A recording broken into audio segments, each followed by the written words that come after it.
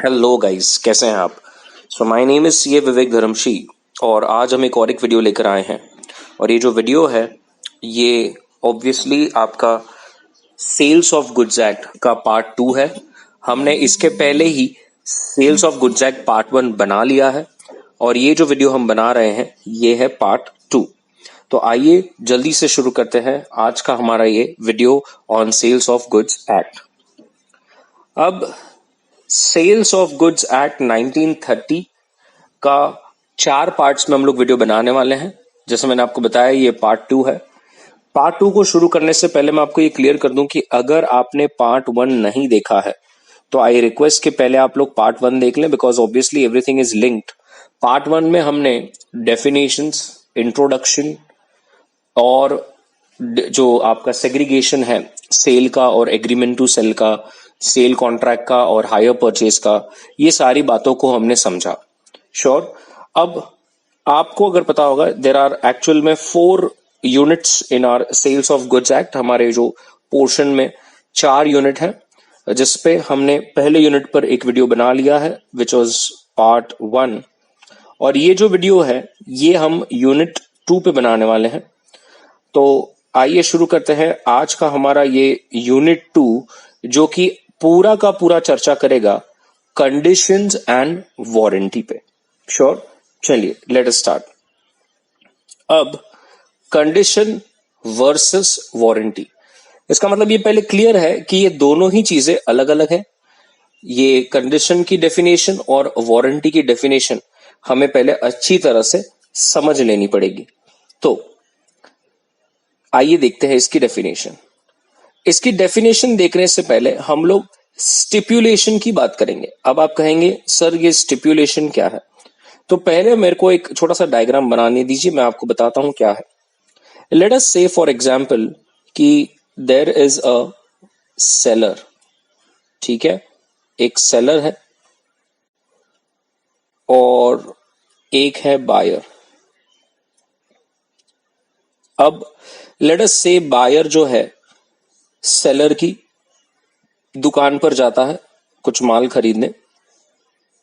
अब मुझे बताइए जब बायर जो है सेलर की दुकान पर माल खरीदने जाता है तो सेलर और बायर बहुत बार डिस्कस करते हैं, बातचीत करते हैं। जैसे अगर मैं कोई शॉप में जा रहा हूं और मुझे कुछ खरीदना है जिसके बारे में मुझे आइडिया नहीं है, late us say for example आपने कोई प्रोडक्ट मांगा और सेलर ने आपके सामने वो प्रोडक्ट 3 अलग अलग कंपनियां बनाती है, तो उसने आपको तीनों ही कंपनी के प्रोडक्ट्स आपके सामने रख दिए और आपको कहा कि ये लीजिए, कौन सा चाहिए। अब बहुत बार ऐसा होता है कि बायर को पता है उसको क्या लेना है, या तो ऐसा होता है कि बायर जो है बहुत बार सेलर को पूछता है कि भैया आपके हिसाब से क्या अच्छा है। तो सेलर अपना एक्सपीरियंस या सेलर अपना रुके, वो ऐसे प्रोडक्ट्स रोज बेचता है, उसको मार्केट का पता है, तो सेलर बहुत बार रिप्रेजेंटेशंस देता है। सेलर बहुत बार रिप्रेजेंटेशंस देता है। आप समझिए, रिप्रेजेंटेशंस का मतलब होता है बातचीत। तो सेलर बहुत बार कहता है सर ये ले लो, बहुत कस्टमर यही लेके जाते हैं, अरे सर ये तो बेस्ट है, इसका तो कोई जवाब ही नहीं, सर मैं आपको बोलूंगा तो ये लो, एडवाइस करता हूं कि ये लो। ऐसा है, वो रिप्रेजेंट करता है, ठीक है, रिप्रेजेंटेशंस होते हैं। अब थोड़ा समझिए, एक तो वो representation is nothing but expression of opinion.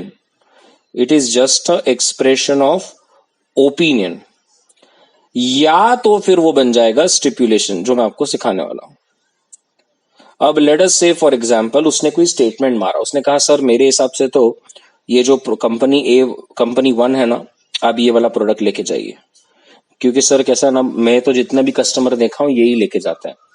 लेकिन बाद में आपका कॉल है, आपको जो लेना है वो।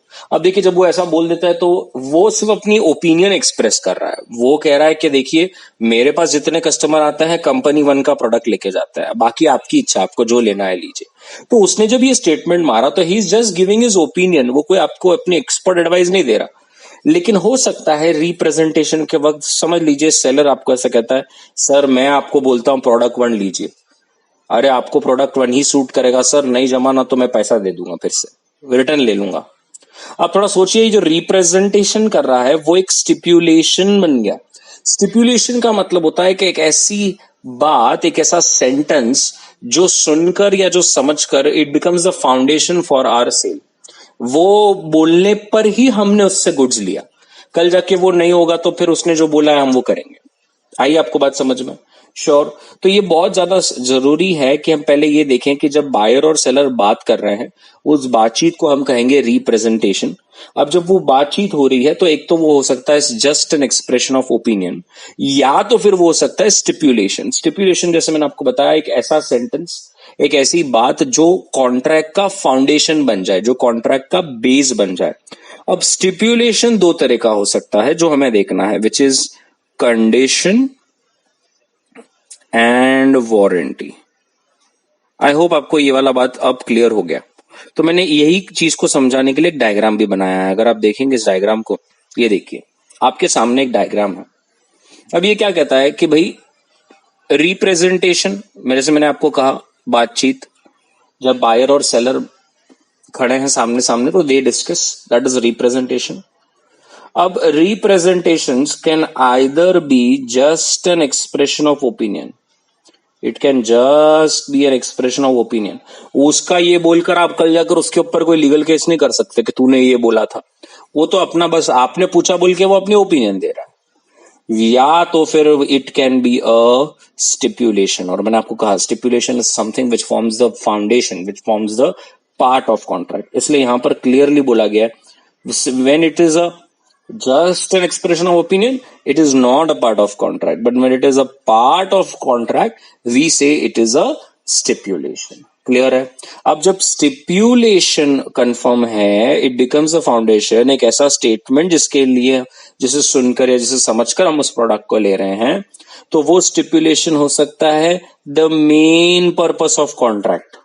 अगर वो मेन पर्पस ऑफ कॉन्ट्रैक्ट है तो हम कहेंगे it is a condition.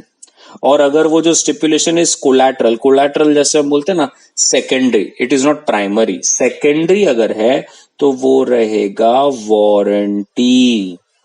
Sure about this? अब आपको ये डायग्राम समझ में आया पक्का? तो एक बार फिर से, सेलर और बायर जब दुकान में बात कर रहे हैं तो इट ऑल द बातचीत जो भी करते हैं that is known as representation, right? Now when they do this representation, either you can classify them into just an expression of opinion or stipulation. If it is a stipulation which forms a part of contract, then either it can be condition or it can be a warranty. Sure about this? पक्का? Now जैसे मैंने बताया आपको, condition is the main purpose, yes और no, and warranty is the secondary part, the collateral part. तो if there is any time a breach of condition, आप contract को ही रेप्यूडिएट कर सकते हैं। रेप्यूडिएट करना मतलब कॉन्ट्रैक्ट को कैंसिल करना, उसका माल उसको फिर से देना और अपने पैसे ले लेना। और अगर कल जाकर it is just a breach of warranty, if it is a breach of warranty, then it is not a repudiation of contract, it is just a claim for damages। आप उसको अपना वो जो आपने उससे जो चीज खरीदी है, आप वो उसको लौटा नहीं सकते, आप वो चीज का पैसा नहीं मांग सकते कि मेरे को मेरे पैसे फिर से दो। हाँ, आपको उससे कोई डैमेज हुआ है, आप डैमेज का क्लेम कर सकते हैं। आई बात सबको समझ में? ये चार्ट बहुत इंपॉर्टेंट है। तो एक बार फिर से एक बार कि भैया, मैं फिर से एक बार कहूंगा, ये फिर से इरिटेट करूंगा, सेलर और बायर मिलते हैं, बातचीत करते हैं, either it is an expression of opinion और it is not an expression of opinion, it forms the foundation of the contract, it forms the part of the contract। So if it forms the part of contract, it is a stipulation। if it just an expression of opinion, उसका कोई लेना देना नहीं है। Now when it is a stipulation, either that stipulation can be the main part or the secondary part। main part वो है जिसके जो कंडीशन का रूप ले लेगा, और अगर वो कल जाकर ब्रीच हो गया तो हम उसको हमारे पैसे भी मांग सकते हैं और उसको गुड्स जो है तो उसके मुंह पर फेंक के चले जाएंगे। और अगर वो कोलैटरल है, स्टिपुलेशन जो है वो कोलैटरल है, तो वो फिर बन जाएगा वारंटी। वारंटी के ब्रीच होने पर आप उसको पैसे नहीं मांग सकते, उसको ऐसा नहीं बोल सकते कि ये तेरा गुड्स रख ले, मुझे मेरे पैसे वापस दे। आप सिर्फ और सिर्फ उससे डैमेजेस क्लेम कर सकते हो। क्या क्लियर हो गया यहां तक आपको? Sure about this? अब आपको जबकि ये स्टिपुलेशन समझ में आ गया तो यहां पर हम एक चर्चा करने वाले हैं, बड़ी ध्यान से देखना। अब ये कहता है unless a different intention appears from the terms of contract, मतलब जब तक कॉन्ट्रैक्ट में कुछ मेंशन ना किया हो stipulation as to time of payment is not the essence of contract. एकदम अच्छी तरह से समझना है, ये क्या बोल रहा है, stipulation as to the time is not the essence of contract. मतलब जब तक स्पेसिफिकली मेंशन ना करा हो कॉन्ट्रैक्ट में, टाइम पर पेमेंट करना is not the essence of contract. It will not be considered as the base or the foundation of the contract. Now, whether any other stipulation is the essence of or not will obviously depends on the terms of contract. वो तो जब seller और buyer मिलकर discuss करेंगे, contract करेंगे, उसके ऊपर depend करेगा। लेकिन अगर आपका कॉन्ट्रैक्ट साइलेंट है तो आपका सेक्शन 11 कहता है कि टाइम पर भी पेमेंट होना चाहिए। ये कॉन्ट्रैक्ट का एसेंस मतलब इम्प्लाइड कंडीशन नहीं माना जाएगा। Sure about this. So as regard the time for the payment of price, unless a different intention appears on the contract, the stipulation is not deemed to be the essence of contract. The same thing that I have stated above. But इधर देखिए, delivery of good must be made without delay. Whether or not such stipulation is of the essence of contract depends again on the agreed condition. तो यहां पर याद रखना है कि delivery of goods जो है वो एसेंस माना जाएगा। Payment of price is not considered as the essence of contract. मैं फिर से एक बार कह रहा हूं, ये इम्प्लाइड में है। ऑब्वियसली ये दोनों को मतलब तू टाइम पे मुझे पेमेंट करेगा और सामने तू मुझे टाइम पे डिलीवरी करेगा, इसमें से कौन सा एसेंस ऑफ कॉन्ट्रैक्ट है, ये सेलर और बायर मिलकर कॉन्ट्रैक्ट में बना सकते हैं। लेकिन अगर कुछ ना बोला गया हो तो टाइम पर पेमेंट करना is not deemed to be the essence of contract, but time पे डिलीवर होना चाहिए गुड्स का is essence of contract. Sure about this. यहाँ पे लिखा है the price of goods can be fixed by the contract और it can also be agreed कि हम उसको बाद में फिक्स कर लेंगे, but stipulation as to the time of delivery is usually the essence of contract. वो तो एसेंस रहेगा। तो आज के बाद ये क्लियर हो जाना चाहिए, एक तो टाइम पर डिलीवरी सेलर की तरफ से और टाइम पर प्राइस का पेमेंट बायर के तरफ से, ये दो चीजें हैं। कॉन्ट्रैक्ट डिसाइड करता है नॉर्मली ये, लेकिन अगर कॉन्ट्रैक्ट कुछ ना कहे तो डिलीवरी टाइम पर होना इज द एसेंस, लेकिन टाइम पे पेमेंट करना is not an essence of contract. Sure about this, पक्का। तो अभी तक हमने ऑलमोस्ट 10 से 12 मिनट समझी वीडियो को, लेकिन पहले ये समझा कि रिप्रेजेंटेशन क्या होता है, स्टिपुलेशन क्या होता है, और जब वो स्टिपुलेशन डिलीवरी के कॉन्टेक्स्ट में और प्राइस के कॉन्टेक्स्ट में क्या है, और फिर हमने यहां पर अभी ये देखा कि कंडीशन और वारंटी का क्या। Sure about this. तो अब थोड़ा कंडीशन की डेफिनेशन को और इन डेप्थ थोड़ा देख लेंगे, क्या कहता है ये। तो ये कहता है कंडीशन एक स्टिपुलेशन है, ठीक है, वो तो हमने अभी पीछे देखा, which is essential to the main purpose of contract.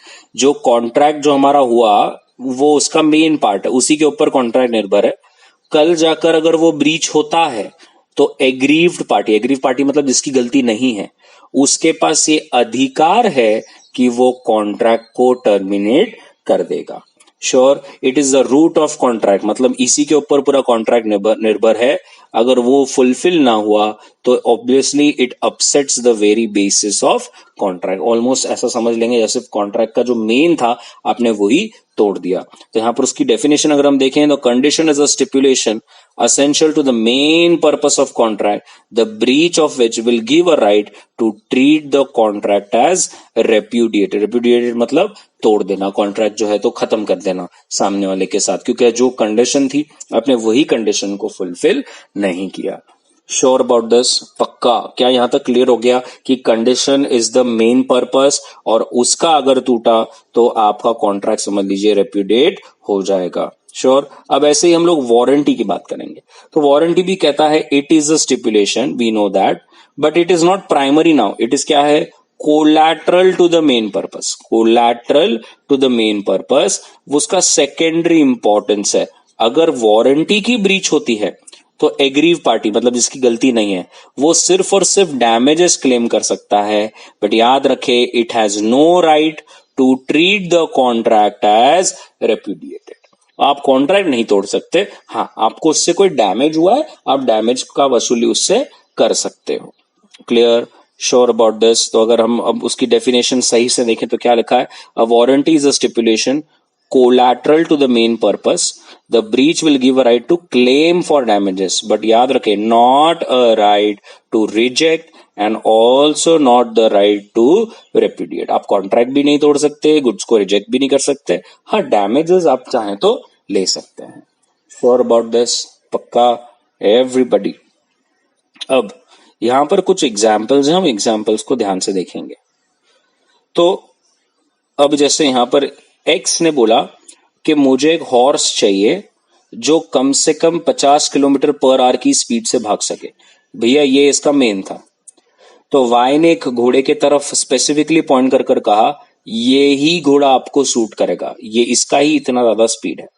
अब एक्स ने ये सुनकर वो घोड़ा जो है वो खरीदा, बट लेटर उसको पता चला कि अरे ये घोड़ा तो सिर्फ 30 किलोमीटर पर आवर की स्पीड से ऊपर जा ही नहीं सकता। तो बताइए जिस चीज के लिए उसने घोड़ा परचेज किया था वही पर्पस अगर फुलफिल ना हो रहा हो तो that is a breach of condition, because the stipulation that the seller made, जो सेलर ने बोला कि अरे यही आपका घोड़ा है जो इतना स्पीड से भाग सकता है, was the very basis of contract. और अगर वही फुलफिल नहीं हो रहा है तो क्या काम? मैं आपको एक और एक एग्जाम्पल देता हूं। Let us say for example there is a seller, okay, and there is a buyer, और ये कपड़ों का दुकान है, क्लॉथ स्टोर, ठीक है, कपड़ों का दुकान है। जब बायर आया और सेलर से बात किया और बोला कि भैया मुझे सो एंड सो माल आपसे चाहिए, तो बताइए कि आप क्या है क्या नहीं। तो जब बातें हो रही थी तो सेलर ने एक रिप्रेजेंट कर दिया, उसने बोल दिया अरे ये एकदम परफेक्ट है, इसका कलर नहीं जाएगा। क्या बोल दिया उसने? इसका कलर नहीं जाएगा। सेलर ने बोला पक्का? अब उसने बोला कि हाँ, अगर गया तो पैसे वापस। अब बताइए बायर को यही चिंता बड़ी थी कि इसका कलर ना चला जाए, कलर ना चला जाए, और सेलर ने बोल दिया अरे ये आप बिंदास लेके जाइए, कॉटन ये जो है कपड़ा बहुत ही अच्छा है, उसका कलर बिल्कुल भी नहीं जाएगा, जाएगा तो मैं पैसे फिर से दे दूंगा। अब बताइए ये क्या बन गया? ये बन गया कंडीशन, जिसका सुनकर बायर ने उस क्लॉथ को खरीदा। अब कल जाकर बायर उसको लेके जाता है और एक दो वॉश में उसका कलर निकल जाता है, तो it is a clear breach of condition, और बायर के पास ये पूरा अधिकार है कि वो जाकर इस गुड्स को रिटर्न करे और अपने पूरे के पूरे पैसे वापस ले ले। Sure about this? पक्का? तो this is how it is. Now let us take an example. यहां पर Sameer places an order to Rushi for supply of machine parts strictly as per the sample. Strictly as per the sample, जैसा sample बताया था वैसे का वैसा goods deliver करना है, और कहा था कि 3 महीने के अंदर कर देना। Now the supply of parts strictly according to the sample is a condition, क्योंकि क्लियर बोला था कि मेरे को ना जैसा सैंपल में बताया था वैसा ही चाहिए, बाकी जो डिलीवरी 3 महीने के अंदर करना it is like a warranty. So Rishi अगर सप्लाई नहीं करता जो स्पेयर पार्ट्स हैं strictly as per the sample, तो Sameer can repudiate the contract and reject the goods and also claim the damages if any. लेकिन समीर ने सैंपल की तरह ही दिया, बट थोड़ा सा लेट हो गया, उसको 3 महीने में नहीं कर पाया, तो ये तो ब्रीच ऑफ वारंटी है। तो अब the concern person can only claim damages for late delivery, but वो कॉन्ट्रैक्ट को रेप्यूडिएट नहीं कर सकता, वो कॉन्ट्रैक्ट को कैंसिल नहीं कर सकता, उसे डिलीवरी लेनी पड़ेगी, पैसे देने पड़ेंगे। हाँ, लेट डिलीवर होने से अगर उसको कोई नुकसान हुआ है तो वो डैमेजेस की भरपाई जो है वो कर सकता है। क्लियर? Sure about this? अब अगर हम इसको समराइज कर लें एक बार कि कंडीशन और वारंटी, हालांकि मुझे पता है कि पिछली 20 मिनट में आपको अच्छी तरह से समझ में आ चुका है कि कंडीशन और वारंटी क्या है, बट एक बार फिर से। So condition is the main purpose, warranty is the collateral to main purpose, right? Condition में the aggrieved party can repudiate the contract and claim the damages और बोथ, बट यहां पर तो aggrieved party can only claim damages और कुछ भी नहीं। Condition में यहाँ पे अब ये वाला पॉइंट है ना, बहुत मस्त है यार, ये वाला पॉइंट अगर आपके भेजे में गया तो बहुत अच्छी बात है। ये कहता है a breach of condition can be treated as a breach of warranty, ठीक है, but a breach of warranty can not be treated as a breach of condition. ये पॉइंट आपको समझ रहा है क्या? अब ये एग्जाम्पल देख लीजिए थोड़ा सा। So this is a seller, okay, and this is a buyer, okay, let us say this is me, okay, and मैं एंड वाइफ हम लोग शॉपिंग के लिए गए, मुझे शर्ट्स लेने थे।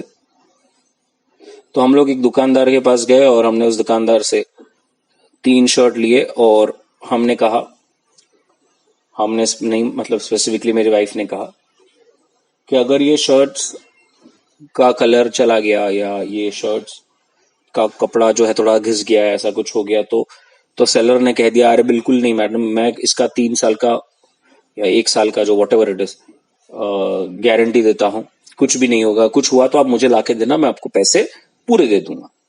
अब ये बन गया आपका कंडीशन कि इसका कलर नहीं जाएगा, इसका कपड़ा जो है वो घिस नहीं जाएगा एंड 1 साल तक ये सब परफेक्ट रहेगा।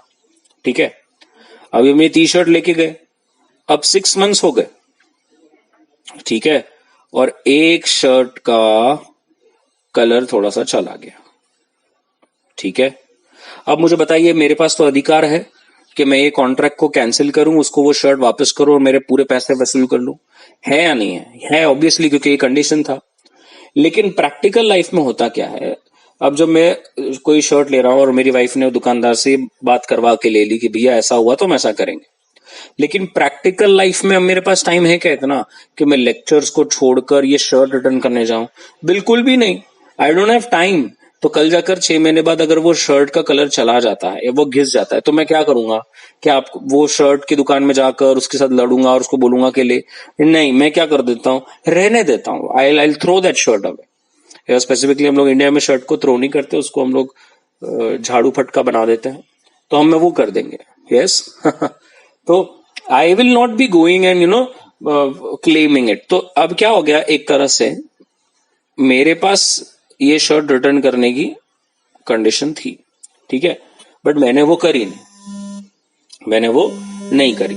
तो अब यहां पर हुआ क्या कि कुछ समय बाद, late us say for example 3 से 4 महीने बाद मैं उस दुकान में फिर से गया, because I am a regular customer वहां पर और हमारे अच्छे रिलेशन है। तो मैं गया और मैंने उनको कहा कि ऐसा ऐसा हुआ है।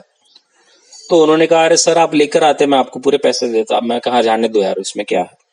अब मैंने इस बार फिर से 3 शर्ट्स लिए, ठीक है, और लेट अस से इस बार जो बिल हुआ वो था 4500, 1500 का एक शर्ट था, नॉर्मली उतना आता है, तो 4500 इज द बिल।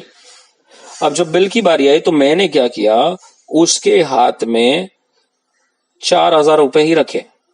तो उसने कहा नहीं सर 4500। मैंने बोला 4 बराबर है, चुपचाप से आप 4 ले लीजिए, खत्म कीजिए, बिकॉज वो लास्ट टाइम भी आपने जो एक शर्ट दिया उसका कलर चला गया था, मैंने उसको भी रिटर्न नहीं किया।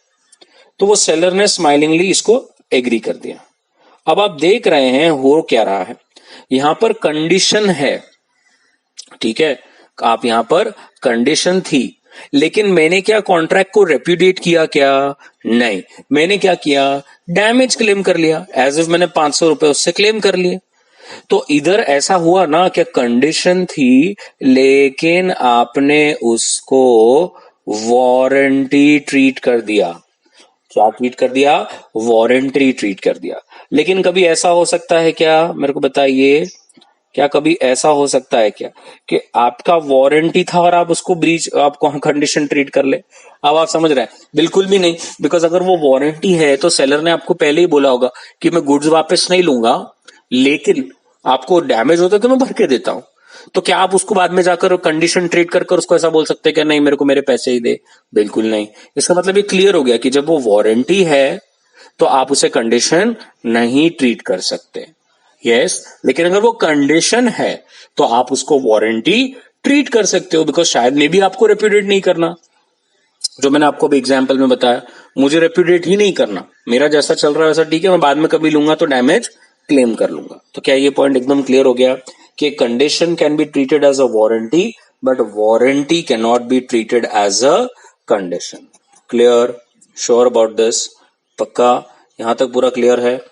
अब अगर हम आगे जाएं, ये कहता है तो फिर कंडीशंस किन किन सर्कमस्टांसेस में वारंटी ट्रीट हो जाएगी, मतलब ऐसे कौन से सर्कमस्टांसेस हैं जहां पर कंडीशन वारंटी ट्रीट हो जाए। तो अब ऐसे बहुत सारे सर्कमस्टांसेस हैं, ध्यान से देखेंगे, एक एक करके देखते हैं। सबसे पहला, where a contract of sale is subject to any condition the buyer में वेव और elect to treat it as a warranty. लो बोलो, मतलब मेरा वाला केस क्वेश्चन कह रहा है, मतलब बायर ने ही उसको वारंटी ट्रीट करने का सोच लिया। बायर को खुद कोई इंटरेस्ट नहीं है कॉन्ट्रैक्ट को रेपुडिएट करने के लिए, तो एक तो वैसा हो सकता है। Second, where the contract is not severable and the buyer has accepted the goods और part, the breach of any condition to be fulfilled can only be treated as a warranty unless there is a term of contract express or implied to that effect. Very nice. The second part, ये क्या कह रहा है? ये कह रहा है कि कॉन्ट्रैक्ट सेवरेबल मतलब उसको आप ब्रेक नहीं कर सकते, और बायर ने कुछ गुड्स एक्सेप्ट किए हैं। मतलब ऐसे for example guys, late us से आपने 4 किलोज ऑफ मैंगोज, देखिए अब समर सीजन चला गया लेकिन मुझे अभी भी याद आ रही है, तो 4 किलो ऑफ मैंगोज आपने खरीदे और आपने सेलर से बात किया था कि अब भैया इसमें देखो एक भी खराब निकला ना तो जो है तो मैं आपसे पूरा ये पूरा का पूरा जो पेटी बोलते हैं हम लोग, जो बॉक्स बोलते हैं, I will return it and you have to pay me. और सेलर भी वाज लाइक कि अरे मैडम आप लेके जाइए, 4 किलो नहीं बोलेंगे हम, डजन बोलेंगे, 4 डजन है और इसमें कुछ भी खराब नहीं निकलेगा, निकला तो आप मुझे पूरा दे देना, मैं आपको पूरा पैसा दे दूंगा। अब ये क्या बन गया? ये बन गया कंडीशन। ठीक है, अब हो ऐसा रहा है कि आप जो है मजे से खा रहे, अब 4 डजन मतलब 48 पीस, 48 पीस में let us say for example 45 piece you are done, आपने 45 पीस खा लिया, आपने आपकी फैमिली ने मिलकर खा लिया, अब 3 ही पीस बचा, और अब 3 पीस में से एक आधा पीस खराब निकला। बताइए, अब आप समझ रहे होंगे, आपके चेहरे पे हंसी आ गई होगी। अब आप वो एक पीस लेकर जा रहे हो और उसको आप कह रहे हो ये देखिए खराब निकला, और तू अब ये ले, मेरे को पूरा 4 डजन का पैसा वापस कर। गाइस आपको लगता है वो देगा? आप बताइए। नहीं नहीं, अगर आप सेलर होते तो देते क्या? हाँ शायद स्टार्ट में हम लोग ओपन करते और पहले 2-3 खराब निकलते तो हम उसको क्या बोलते हैं, भैया ये देखो, और वो भी ले लेता। सबको कस्टमर चाहिए आज। लेकिन अगर आपने 45 खा लिए, 3 बचे उसमें से एक रिटर्न किया, और अब आप कह रहे हो कि मुझे पूरे पैसे देगा क्या वो? नहीं। क्यों? क्योंकि you have accepted the goods रे, और यू हैव कंज्यूम पार्ट में। बहुत बार लोग कहते हैं either you have consume part में, या आपने पार्ट गुड्स बेच दिए हैं, पार्ट्स तोड़ दिए हैं, पार्ट्स फाड़ दिए हैं, पार्ट्स गिरवी रख दिए हैं, जो आपने ऐसा कुछ किया कि भैया मोरलेस you are the owner and you have started using it, और उसके बाद आपको ऐसा कुछ मालूम पड़ता है, तो then you will obviously not be able to return it. तो वो कंडीशन नहीं, फिर वारंटी हो जाएगा। हाँ आपको डैमेज क्लेम करने आप कर लीजिए जो भी है, बट अब वो चीज जो है वो रिटर्न नहीं होगी। क्या क्लियर हो गया ये वाला पार्ट? और थर्ड कहता है, nothing in this section shall affect the case of condition of warranty of which is excuse by law by reason of impossibility. Very very important this is. अब ये क्या कह रहा है? तो यहाँ पर अच्छा, इसको समझाने से पहले मैं नीचे यहाँ पर लिखूं, section 13 specifies where a breach of condition is treated as warranty, as a result of which buyer loses his right to rescind and obviously can only claim damages. तो we know that he can claim damages and he will not be able to return this. अब ये जो third है जिसको मैं black circle कर रहा हूँ, इसका मतलब क्या है? ये कहता है कि अगर कल जाकर लॉ के वजह से कुछ इम्पॉसिबल हो जाता है तो फिर वो भी वारंटी हो जाएगा। अभी कैसे? Late us say for example एक सेलर है और एक बायर है, और बायर ने सेलर से एनिमल स्किन से बना कोट परचेस किया। ठीक है, मैं यहां पे लिखता हूं, एनिमल स्किन से बना कोट परचेस किया। ठीक है, और परचेस करते ही उसी रात जो है टेलीविजन पे आने लगा कि एनिमल स्किन से बने प्रोडक्ट्स पर अब कंप्लीट बैन है इंडिया में, ये अलाउड ही नहीं है। अब बताइए, लॉ में ही बदलाव आ गए, अब आप क्या करेंगे? आप जाकर सेलर को बोलेंगे ये ले, सेलर क्या बोलेगा? सॉरी मैडम, ऐसे कॉन्ट्रैक्ट्स में ट्रेड करना is not correct. Yes or no? So if there is any impossibility because the law has changed or some regulation has come into picture, तो भी फिर वो कंडीशन जो है वो कंडीशन नहीं रहेगी, वो वारंटी में कन्वर्ट हो जाएगा। क्लियर है? तो सेक्शन 13 क्लियरली स्टेट्स, एक तो बायर ने डिसाइड कर लिया हो, सेकंड आपने कुछ पार्ट ऑफ गुड्स एक्सेप्ट कर लिए हो या कंज्यूम कर लिए हो, या 13 you are excuse by law, impossible है अब लेना, तो फिर कंडीशन नहीं रहेगा, वो वारंटी हो जाएगा। और आपको मालूम है एक बार वारंटी हो गया तो आप कॉन्ट्रैक्ट को रिसेंड नहीं कर सकते, आप सिर्फ और सिर्फ डैमेजेस क्लेम कर सकते हो। Sure about this? पक्का? क्लियर है?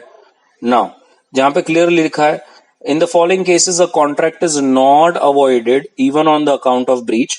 और आप यहां पे देख सकते हैं मैंने वो सब फिर से सिनेरियोस बना के रखे हुए हैं। तो when the buyer altogether waives the performance, तो अ पार्ट में for his own can waive a stipulation, or the buyer elects to treat the breach as one of the warranty, then obviously he can claim only damages. Where the contract is non-severable and the buyer ने एक तो आधा या कुछ part जो goods है वो कर ही लिया है, तो फिर इसे हम एक्सेप्टेंस मान लेंगे और फिर आप ऑब्वियसली उसको रिटर्न नहीं कर सकते। और या तो फिर fulfilment of condition is excuse by law and there is impossibility कि अब ये फिर से ट्रेड हो पाएगा। तो वही पीछे जो था पूरा मैंने उसको एनालाइज कर एक चार्ट के फॉर्म में बना लिया। बहुत सारे स्टूडेंट्स को चार्ट्स और नोट्स बनाने की आदत होती है, तो आप चाहें तो ये वाला पार्ट बना सकते हैं, इससे अलग अलग सिनेरियोस को समझने में इजी हो जाए। Sure about this? पक्का? अब यहां पर आप देखेंगे the conditions and warranties can be express और इम्प्लाइड। यस, द कंडीशन और वारंटीज कैन बी एक्सप्रेस्ड और इम्प्लाइड। अब एक्सप्रेस का मतलब बोलकर बताना, जो कॉन्ट्रैक्ट में स्पेसिफिकली मेंशन्ड हो। इम्प्लाइड का मतलब कॉन्ट्रैक्ट में बोला नहीं है बट इट इज अज्यूम्ड कि ये भी रहेगा। तो हमें समझना इस पर्टिकुलर जो एक्ट में है वो है इम्प्लाइड, क्योंकि एक्सप्रेस का मतलब तो जो आपने और बायर ने मिलकर डिसाइड किया है जो कॉन्ट्रैक्ट में है, लेकिन इम्प्लाइड मतलब वो वाली बात होती है जो बायर ने नहीं बोला, सेलर ने नहीं बोला, और कल जाकर उसमें इशू आ गया और आप बाद में झगड़ रहे हो कि ये तो बात ही नहीं हुई थी, तो ये नहीं चलेगा। इम्प्लाइड में भले ही बायर और सेलर के कॉन्ट्रैक्ट में ये मेंशन ना हो, लेकिन it is deem to be assume कि ये भी फुलफिल होगा। तो आइए अब हमें फोकस करना है इम्प्लाइड कंडीशन और इम्प्लाइड वारंटी पर। तो यहां पर एकदम अच्छी तरह से देखना है, पहले पूरा देख लेंगे। So express conditions are those which are agreed between the party at the time of contract and it is expressly provided। जो कॉन्ट्रैक्ट में मेंशन भी हुआ है, जो बायर और सेलर ने बात भी किया है, उसको हम कहेंगे एक्सप्रेस कंडीशन। लेकिन अगर मैं इम्प्लाइड की बात करूं तो it is presumed by law कि वो कॉन्ट्रैक्ट में रहेगा। उसकी बात हुई नहीं थी, लेकिन ये मान के चलेंगे कि ये भी कॉन्ट्रैक्ट में है। So there are various implied conditions. अब वो कौन से इम्प्लाइड कंडीशंस है आप देख सकते हैं यहाँ पे 1 2 3 4 5 6 7। So there are 7 implied conditions जो हम लोग वन बाय वन करके देखेंगे। तो आइए शुरू करते हैं इम्प्लाइड कंडीशंस। मैं फिर से एक बार कह रहा हूं, इम्प्लाइड कंडीशन का मतलब वो जो कॉन्ट्रैक्ट में बायर और सेलर ने एक्सप्रेसली स्टेट नहीं किया है बट ये हम मान के चलेंगे कि ये भी है। तो अब सबसे पहले condition as to title. Condition as to title बहुत इंपॉर्टेंट और बहुत मस्त। मेरे को बताइए, कल जाकर आपकी दुकान में जाते हो और माल खरीदते हैं, तो आपको नहीं लगता, ये आप अज्यूम कर रहे हो कि उस दुकान में जो माल है वो उसका ही है? मुझे बताइए, सच में ऐसे कितने लोग हैं जो दुकान में जाकर पहले सेलर को ये पूछते हैं, सच्ची सच्ची बोलिए माल तेरा है ना कि तेरा चोरी का है? ऐसा किसी ने पूछा है आज तक? आपने कभी कोई प्रोविजन स्टोर में जाकर किसी दुकानदार को ये पूछा है कि ये अंकल सच बोलो, ये मैगी आपकी है ना कि आपने कहीं से चोरी करके लाए हो? ये जो कैडबरीज हैं ये आपकी हैं, आप कहीं से चोरी करके लाए हो? Can I say the first condition as to title is it is clear कि अगर वो कोई माल बेच रहा है तो he has a right to sell the goods, and obviously if it's an agreement to sell, he will have a right to sell the goods when the property is passed on to him। मतलब ये मान के चलते हैं कि जो goods उसके दुकान में हैं ये उसी के ही हैं। ये जो गुड्स वो हमें बेच रहा है उसका ओनरशिप, उसका टाइटल उसी के पास है। ये हमें उसको पूछने की जरूरत नहीं होती कि भैया आप ये चोरी का माल बेच रहे हो कि अपना है। हमने आज तक कभी नहीं पूछा है अभी नहीं। हम ये मान के चल रहे हैं कि वो जो दुकान लेकर बैठा है, वो जो माल बेच रहा है, ये उसका है। So that is your condition as to title. Sure about this? पक्का? अब कंडीशन टू क्या कहता है? कंडीशन 2 है सेल बाय डिस्क्रिप्शन। अब सेल बाय डिस्क्रिप्शन क्या कहता है? सेल बाय डिस्क्रिप्शन का मतलब जैसे आपने सामने वाले को डिस्क्राइब किया, आपका माल ठीक उसी तरह से ही होना चाहिए। समझ में आ रहा है आपको? आपका माल ठीक उसी तरह से ही होना चाहिए। तो अभी देखते हैं यहां पर, where there is a contract of sale of goods by description, it is an implied condition that it will correspond with that description. The buyer is not bound to accept and pay, अगर वो जैसा अपने goods को describe किया वैसा ना निकले तो। It has to be determined whether the buyer has undertaken to purchase the goods by their description, that is whether the description was essential for identifying the goods where the buyer had agreed to purchase. It has a condition which goes to the root, and the breach, if it happens, the customer can reject, and obviously the buyer should also have the opportunity to inspect them कि क्या वो वैसा है या नहीं है। अब मैं आपको एकदम बेसिक्स एग्जांपल बोलूंगा, आपको तुरंत समझ जाएगा। सेल बाय डिस्क्रिप्शन मतलब समझ लीजिए सेलर ने बोला सर ये है आसाम का चाय, यस। अब मुझे बताइए, ये सामने वाले ने डिस्क्राइब कर दिया उसको, यस, आसाम की चाय। तो आपको नहीं लगता जब उसने फोन पर ऐसा बोल दिया कि सर ये आसाम की चाय है, सामने सामने बोल दिया ये आसाम की चाय है, तो ये वैसा ही निकलना चाहिए। कल जाके वो नहीं निकला तो कल जाके हमने ऐसा बोला सर ये है ना नागपुर के ऑरेंजेस हैं। अब मुझे बताइए क्या हम ये कंफर्म है जब सामने वाला ऐसा कह रहा है कि नागपुर के ऑरेंजेस है तो वैसे ही स्वीट निकलने चाहिए। I hope you getting. कल जाके किसी ने बोल दिया सर ये है ना कश्मीरी शॉल्स है, यस, तो मुझे बताइए क्या कश्मीरी शॉल्स बोला तो मतलब वैसा ही निकलना चाहिए या नहीं निकलना चाहिए। तो when you are describing it, actual में गुड्स वैसा निकलना चाहिए। अगर वैसा नहीं निकलता है या वो नहीं रहता है तो obviously again it's a breach of condition. Sure about this. Next is sale by sample. Sale by sample, अब ये बहुत बार ऐसा होता है कि मेरी मॉम जब कोई प्रोविजन स्टोर में जाती है, जो हमारे एक दो जहां पर हम रहते हैं वहीं आजू बाजू हैं, and when she goes and buy, तो पहले she just checks the sample. Let us say for example she is going for to buy rice, तो she bought the rice and she just check the sample, और sample देखने के बाद जब mom ने sample select किया तो कहा कि आप ये मेरे घर 50 किलोज का बैग जो है तो पहुंचा दीजिए। अब दुकानदार क्या करता है, वही करता है, बिकॉज वो हम उससे काफी साल से ले रहे हैं, तो you know he like provides home delivery.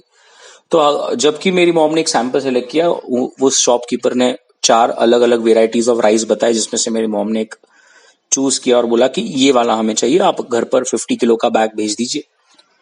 अब बताइए, बात ऐसी हुई थी कि जो सैंपल सिलेक्ट हुआ था वही माल आना चाहिए, राइट? और कल जाकर अगर घर पर there's a bag of 50 kilos that comes up and it does not matches with the sample, तो मेरे को बताइए, are we liable to take that goods or it is a breach of condition and we have the whole right to reject it outright and repudiate the contract? Yes.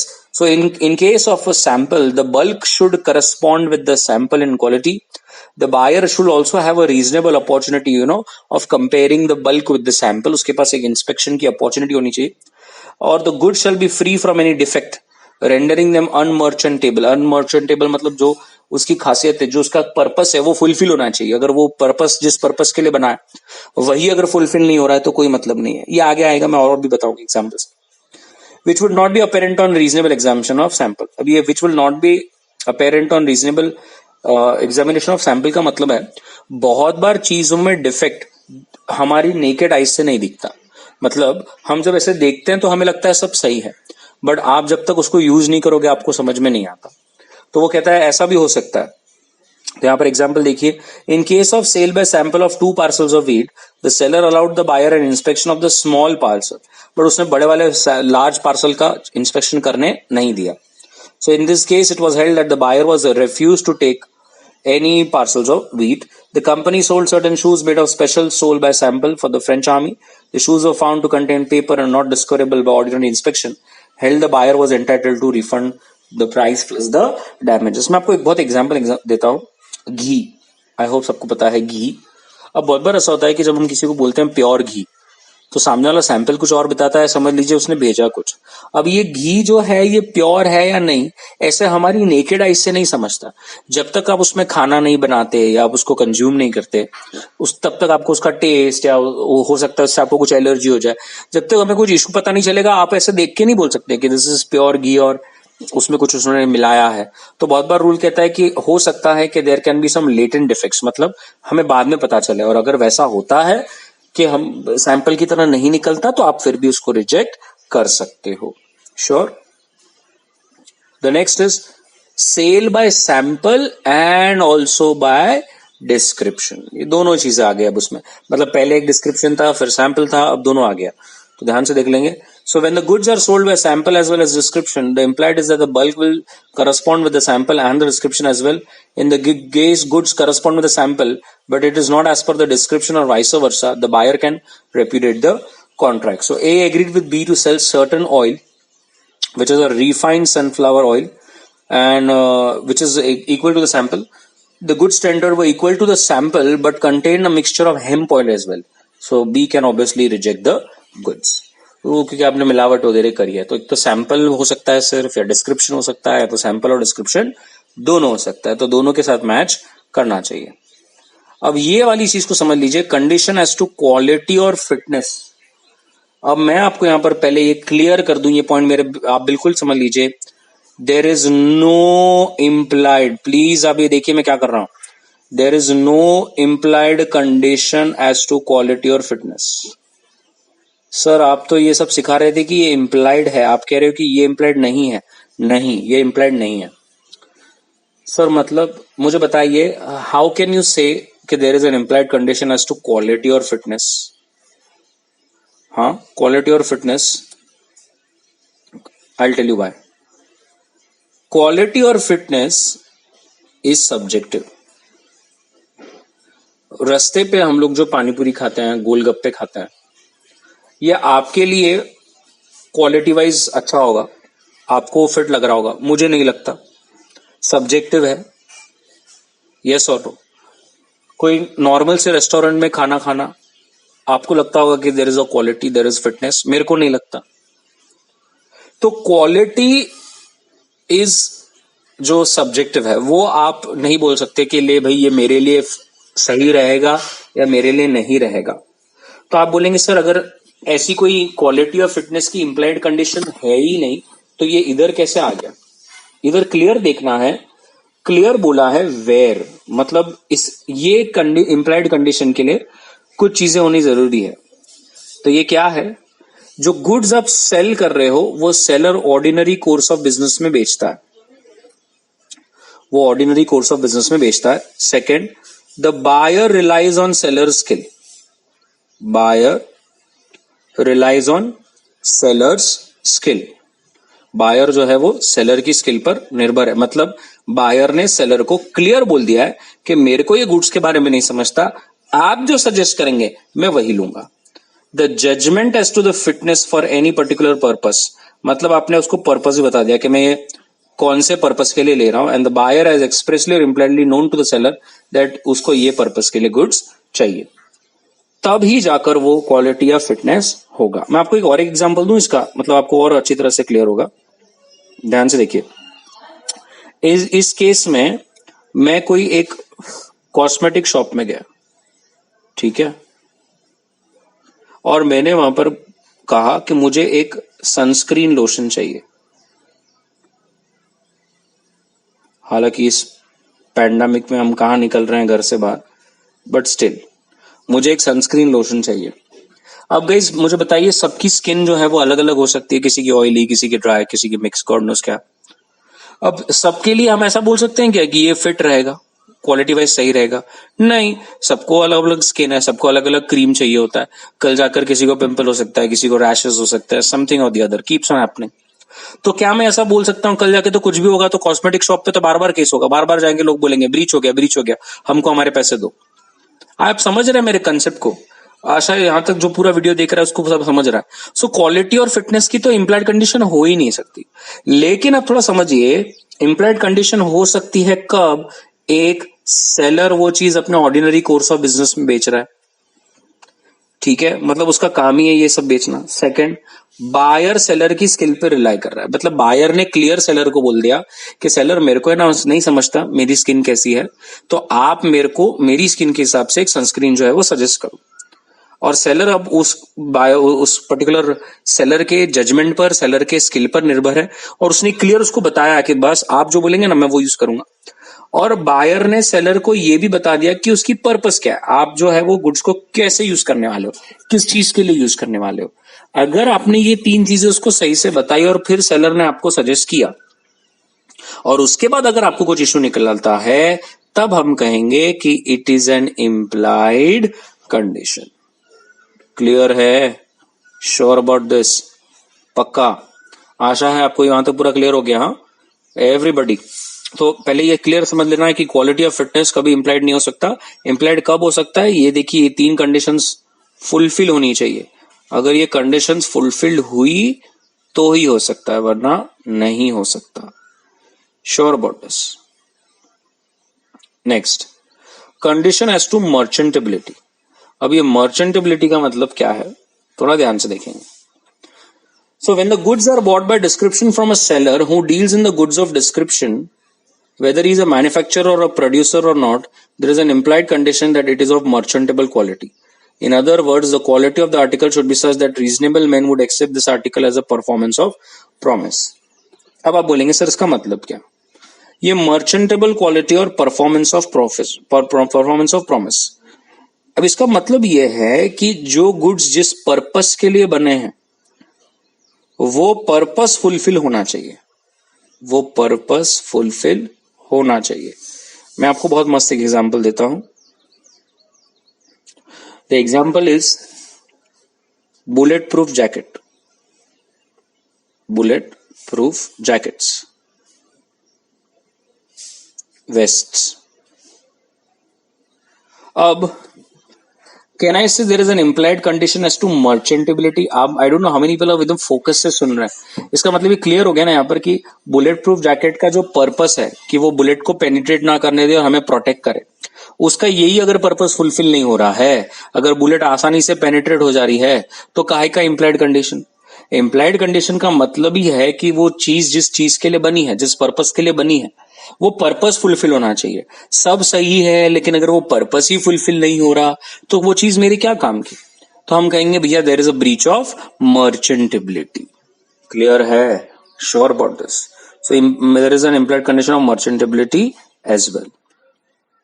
अब आगे जाएंगे। Condition as to wholesomeness. Wholesomeness is only specific to food, खाना। अब यहां पर in case of eatables and provisions, in addition to implied condition as to merchantability, there is an implied condition as to wholesomeness. Wholesomeness का मतलब है fit for consumption. ये जो implied condition है ये सिर्फ खाने के रिलेटेड होता है। तो जब आप कोई चीज किसी से खरीद रहे हो, खा रहे हो, तो ये इम्प्लाइड है, हम मानते हैं कि भैया ये मेरे को कोई तकलीफ नहीं देगा, मुझे कोई बीमारी नहीं हो जाएगी इससे। There is an implied condition कि ये मेरे लिए सही है। और A supplied F with milk. The milk has typhoid germs. So F का wife consumed the milk and was infected and died. So there was a breach of condition and A was liable to pay for damages. कल जाकर हाँ, लेकिन अब समझ लीजिए, ये आप नहीं बोल सकते कि आपने कोई होटल में खाना खाया और अगले दिन आपको एसिडिटी हो गई और आपने जाकर होटल पे केस कर दिया। होलसेमनेस तब आता है जब इन जनरल सबको दिक्कत आ गई। So let us say for example एक होटल में खाना खाया और अगले दिन पेपर में पता चला कि जो भी लोगों ने उस होटल में खाना खाया उन्हें फूड पॉइजनिंग हो गया, तो हम कहेंगे कि भैया there is an implied condition as to wholesomeness. आपको अकेले कोई तकलीफ हो रही है, आप कोई भी होटल में जाते हो, अगले दिन आपको तकलीफ होती है और आप जाकर होटल पे केस करोगे, that will not work. Sure? So wholesomeness याद रखना is only with respect to food, खाने के रिलेटेड ही होता है ये। तो यहां तक हमारे पूरे क्या थे? Implied conditions. अब हम क्या करेंगे? Implied warranties. नाउ जैसे हमने इम्प्लाइड कंडीशन देखा, वैसे कुछ इम्प्लाइड वारंटीज भी है। 4 वारंटीज हैं, आप देख सकते हैं 1 2 3 4। So it is a warranty which the law implies into the contract of sale. So in other words, it is a stipulation which has not been included in the contract. We know this. अगर include होता तो वो express होता, जबकि वो law presume करता है, हम उसको consider करेंगे it's an implied warranty.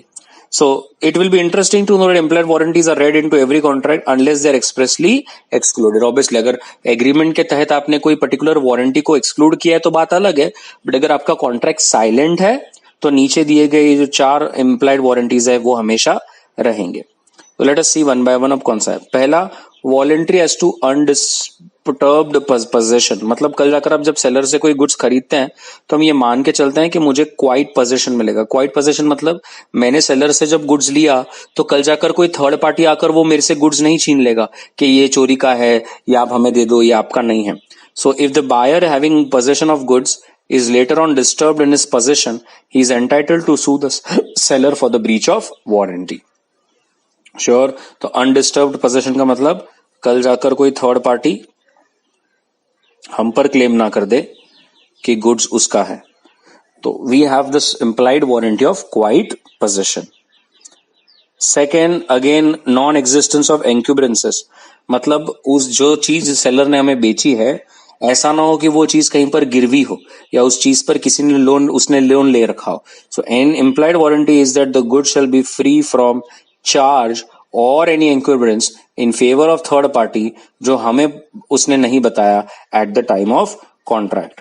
Sure about this? तो अगर ऐसा कल जाकर हो जाता है तो then it will be a trouble. So A ने कार सी के साथ प्लेज करी थी फॉर अ लोन और उसने प्रॉमिस किया था कि मैं तेरे को दूंगा, लेकिन उसके बाद उस ए ने वो कार बी को बेच दी जो कि उसने गुड फेथ में ले ली, लेकिन उसको ये नहीं बताया कि मैंने ये कार है ना एक्चुअल में किसी के पास गिरवी रखकर लोन उठाया है।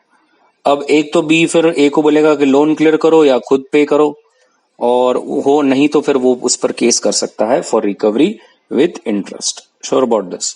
Again warranty as to quality और फिटनेस, मैंने पहले बता दिया, जैसे कंडीशन वैसे ही वारंटी। सो एग्जाम्पल ले लेंगे यहाँ पर। रिगार्डिंग इम्प्लाइड कंडीशन और warranty the rule is it is the buyer who has to be aware. मैंने पहले ही बताया था कि क्वालिटी और फिटनेस के रिलेटेड कंडीशन या वारंटी नहीं होती। क्यों नहीं होती? आई होप आपको मालूम है, बिकॉज इट इज सब्जेक्टिव। जो आपके लिए फिट या क्वालिटेटिव है, क्वालिटी है, वो मेरे लिए नहीं हो सकती, सबके लिए अलग अलग रहता है। तो इसीलिए हम कहते हैं कि it is the buyer be aware. Buyer को समझना चाहिए उसके लिए क्या सही है और क्या नहीं। आगे देखेंगे disclosure of dangerous nature of goods. अगर सेलर जाकर कल कोई चीज ऐसी बेच रहा है जिसके नेचर में ही कुछ है कि वो डेंजर है, जैसे हो सकता है कि the seller is selling something और सेलर को पता है कि अगर आपने उसको धूप में रखा, सनलाइट में रखा, तो वो एक्सप्लोड हो सकता है, वो खराब हो सकता है। तो आपको खरीद बेचते वक्त ही बायर को कहना है कि आप इसको है ना थोड़ा सा कूल एनवायरनमेंट में रखिए, वरना ये चीज खराब हो जाएगी, ये एक्सप्लोड हो जाएगा। सो अगर गुड्स डेंजरस नेचर के हैं तो और बायर को ये पता नहीं है, तो सेलर ने बायर को बताना चाहिए। कल जाकर अगर कुछ हो जाता है और बायर को नुकसान पहुंचता है तो फिर याद रखिए सेलर को ये डैमेजेस भर के देने पड़ेंगे। Sure about this? तो यहां पर हमारे वारंटीज और कंडीशंस खत्म होते हैं। आशा है सबको ही पिछले 1 घंटे में कंडीशन और वारंटी और इम्प्लाइड कंडीशंस और इम्प्लाइड वारंटी समझे। मैंने हर एक में आपको बहुत सारे एग्जांपल्स भी दिए। अब इसी वीडियो में एक लास्ट पार्ट देख लेंगे, केवियट एम्प्टर। केवियट एम्प्टर का मतलब है let the buyer be aware. Let the buyer be aware. अब ये वाला वो मुझे बहुत बार ऐसा डर लगता है क्लासेस में, ऐसा वो लोग बोलते हैं सर ये है क्या वो जागो ग्राहक जागो? नहीं नहीं, ये नहीं है। ये कहता है कि बायर थोड़ा सा चौकन्ना रहना चाहिए, जैसे हम बोलते हैं ना ड्यू डिलिजेंस। बायर को समझना चाहिए उसके लिए क्या सही है और क्या गलत। आप ये एक्सपेक्ट नहीं कर सकते कि सेलर हमें सब बताएं। तो यहां पर देखिए buyer must be satisfied himself of the quality और fitness.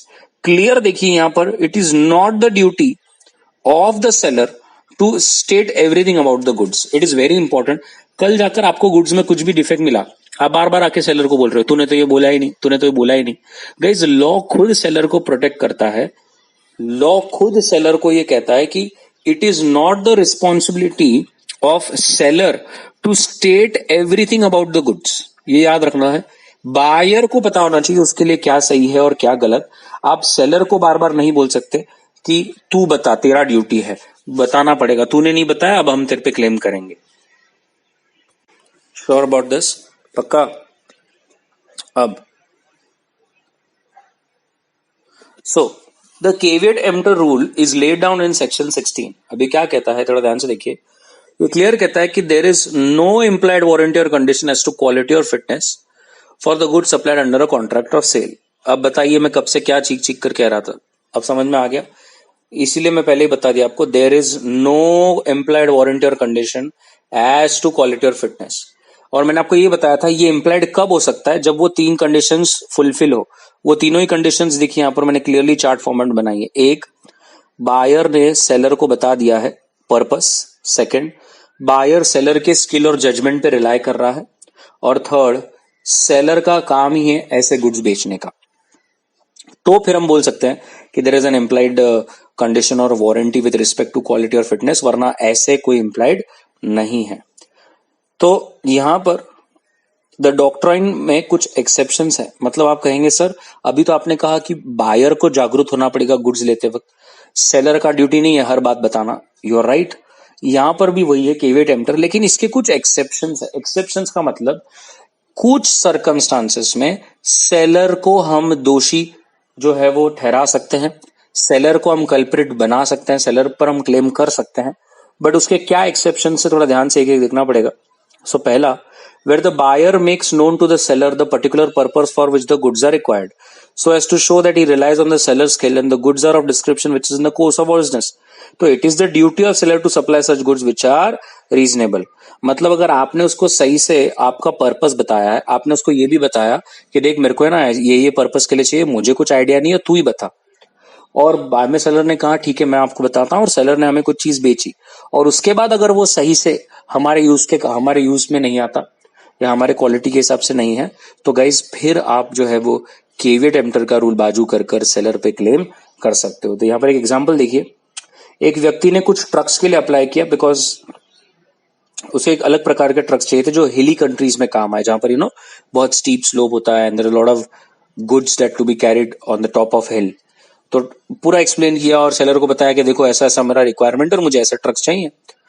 The trucks were supplied by the seller, but वो पर्पस ही सर्व नहीं कर पाए, वो बीच में ही खराब हो जाते थे। तो ऐसे वक्त पे let the buyer be aware नहीं आएगा, क्योंकि बायर ने सेलर को पहले ही अपनी रिक्वायरमेंट के बारे में सब बता दिया था, और अब ये सेलर की रिस्पॉन्सिबिलिटी थी कि वो वैसे ही गुड्स बायर को बेचे। सेकंड अगर हम देखेंगे, यहां पर आप एग्जांपल देख सकते हैं, पी ने केमिस्ट को बोला कि मुझे एक ऐसी वाटर बॉटल चाहिए जो हॉट बॉइलिंग वाटर को संभाल सके। क्या आपके पास ऐसा है, आपको मालूम है? तो फार्मेसी है, उसको सब पता है। तो उसने कहा सर हमारे पास है ऐसा बॉटल, और आपका जो पर्पस है सेम वही पर्पस के लिए है, और ये गर्म पानी जो है होल्ड कर सकता है, ये बॉटल जो है उस पर्पस के लिए ही बनाया हुआ है। लेकिन बॉटल खरीदा और बॉटल जो है वो बर्स्ट हो गया, फूट गया जब गर्म पानी उसमें डाला गया, और उस कंसर्न पर्सन की वाइफ को बहुत इंजरी हुई। So it was held that the chemist is now liable for damages because buyer ने उसको अपना पर्पस बताया था। बायर ने कंप्लीटली सेलर के स्किल और जजमेंट पर रिलाई कर गुड्स खरीदा, और जब उस पर्पस को वो सॉल्व नहीं हुआ तो obviously the seller is liable. When the article is used for only one use, मतलब एक ऐसी चीज आप खरीदने जा रहे हो जिसका एक ही पर्पस है, तो रूल कहता है बायर को पर्पस सेलर को बताने की जरूरत नहीं है, क्योंकि पूरी दुनिया को पता है कि ये गुड्स का एक ही काम है। लेकिन अगर वो पर्टिकुलर चीज जो आप खरीद रहे हैं उसके बहुत सारे पर्पस हैं, तो फिर बायर को आपको स्पेसिफिकली बताना पड़ेगा कि आप कौन से पर्पस के लिए वो गुड्स ले रहे हो, और फिर अगर वो पर्पस कभी सॉल्व नहीं होता है तो you can make the seller responsible. यहां पर एक केस है, आप देख सकते हैं, the timber was purchased for the express purpose of using it as a railway sleepers, और जब पर्पस बताने के बाद भी जब खरीदा गया तो it was unfit for the purpose. The court held that the contract could be avoided, contract जो है वो कैंसिल करो और आप अपने पैसे या डैमेजेस ले सकते हो, क्योंकि लेते वक्त ही बताया गया था कि किस चीज के लिए चाहिए। Second, goods are purchased under patent or brand name. So in case of the goods are purchased under the patent name or brand name, there is no implied condition that the goods shall be fit for any particular purpose, because obviously अब आप seller की skill या judgement पे rely नहीं कर रहे हो, आप जो गुड्स खरीद रहे हो वो उस पर्टिकुलर गुड के ब्रांड नेम से ले रहे हो। The goods sold by description. When the goods are sold by description, there is an implied condition कि वो वैसा ही निकलेगा। वैसा नहीं निकलता तो फिर हम सेलर को रिस्पॉन्सिबल ठहरा सकते हैं। अगेन वैसा ही सैंपल का, when the goods are bought by sample, the rule of caveat emptor will not apply। अगर आपने जो गुड्स भेजे वो सैंपल की तरह नहीं निकले तो। नेक्स्ट इज मर्चेंटेबल क्वालिटी, ये सब मैंने इंप्लाइड में बता दिया है। So where the goods are bought by description, from the seller who deals in goods of that, there is an implied condition that the goods shall be of a merchantable quality. The rule of caveat emptor obviously is not applicable in this case. और merchantable का मैंने आपको example दिया था jackets. But where the buyer has examined the goods, the rule shall apply if the defects were such which ought to have not been revealed by ordinary examination. आपको याद होगा हम इसको latent defects कहते थे. Latent defects का मतलब है कि ऐसी डिफेक्ट्स जो नेकेड आई से नहीं दिखती लेकिन यूज करने के बाद पता चलेगा. Sure. The next is goods by sample as well as description. So when the goods are bought by sample as well as description, again the rule of caveat emptor is not applicable because आपने पहले उसको बता भी दिया था, उस seller ने हमें डिस्क्राइब भी किया था और सैंपल भी बताया था, तो ऑब्वियसली गुड्स अब वैसा होना चाहिए. वैसा नहीं होता तो फिर seller is responsible. And the last one, trade usage. Trade usage मतलब वो जो चीज है नॉर्मली बेसिक कमर्शियल बिजनेस में वो कौन से पर्पस के लिए यूज होता है, वही पर्पस के लिए वो यूज होना चाहिए. So the implied warranty as to quality और fitness may be annexed by the usage of trade, and if the seller deviates from that, again the rule will not be applicable. So in a ready-made garment business, there is an implied condition by the usage of trade that the garment shall be reasonably fit for the buyer, और उसमें कोई issue नहीं रहेगा. Next is seller actively conceals a defect और guilty of fraud. अभी बहुत important है guys. माना कि सेलर का ड्यूटी नहीं है हर चीज बताना और बायर ने ही जो है एक्ट ड्यू डिलिजेंस करना चाहिए, लेकिन जरा बताइए अगर सेलर ही उस गुड्स के डिफेक्ट्स को छुपा रहा हो और हम पर फ्रॉड कर रहा हो, तो बताइए क्या केविएट एम्प्टर रूल एप्लीकेबल होगा क्या? बिल्कुल भी नहीं. ऐसे समय में तो फिर सेलर ही रिस्पॉन्सिबल रहेगा. एक एग्जाम्पल ले लेंगे. Late us say for example एक साड़ी शॉप है और वो साड़ी शॉप में there are 2-3 holes in that sari. वो जो साड़ी है वो कहीं से फटा हुआ है, देर आर होल्स. अब जो सेलर है माना कि उसको सब चीजें नहीं बतानी, लेकिन वो छुपाए तो नहीं, वो उसने हमें बताया ही नहीं कि इस पर्टिकुलर कपड़ों में देयर इज अ होल, और उसने हमें डिफेक्टिव प्रोडक्ट बेच दिया या फ्रॉड हमें किया, हमें कुछ भी झूठा झूठा बोला या उसके अंदर जो फ्रॉड था उसे छुपाने की कोशिश करी, और बाद में अगर हमें पता चलता है तो मिस रिप्रेजेंटेशन या फ्रॉड के नाम पर ये रूल नहीं एप्लीकेबल होगा और seller will be responsible. So आप देख सकते हैं the seller sell the goods by making some misrepresentation of fraud and the buyer relies on it, and when the seller actively conceals so that the same could not be discovered by the buyer on a reasonable examination. खुद से वो अगर छुपाने की कोशिश कर रहे हैं, हम पर फ्रॉड करने की कोशिश कर रहे हैं, तो ऑब्वियसली यहां पर the seller will be liable. तो ये कुछ सर्कमस्टांसेस हैं जहां पर caveat emptor that is let the buyer be aware rule applicable नहीं होगा. आप समझ ही गए होंगे. एक्सेप्शंस मतलब क्या, ऐसा जहां पर बायर की गलती नहीं है, बायर ने अपनी सारी ड्यू डिलिजेंस करी और उसी के बाद भी अगर सेलर झूठ बोलता है, फ्रॉड करता है, फ्रॉड को छुपाने की कोशिश करता है, या सैंपल की तरह नहीं देता, डिस्क्रिप्शन की तरह नहीं देता, या sample as well as description की तरह नहीं देता, मर्चेंटेबल मतलब उसका पर्पस फुलफिल नहीं हो रहा है, या तो फिर हम सेलर के स्किल या जजमेंट पर रिलाई कर उसको पर्पस भी बताया और उसको कहा कि भैया तू बोल, और उसके बाद भी अगर हमें दिक्कत हो रही है तो ऑब्वियसली हम उस पर केस फाइल कर सकते हैं. Sure about this everybody? So that's it from my side, and this is what your unit 2 was. Hope you like this video. अगर अच्छा लगा तो प्लीज सब्सक्राइब करें, and this motivates us to make more videos on various chapters, on various subjects, on various courses, and अच्छा लगा तो please comment so that I get an idea, and if there are any questions you can ask, I will be more than happy to help you, है ना? तो that's it from my side guys. hope you अच्छी तरह से पढ़ाई कर लीजिए, इसके नोट्स बना लीजिए, चार्ट्स वगैरह बना लीजिए, जिससे आपको अच्छी तरह से समझ में आए. Sure. तो soon we will meet with unit 3 of the Sales of Goods Act. Thank you very much.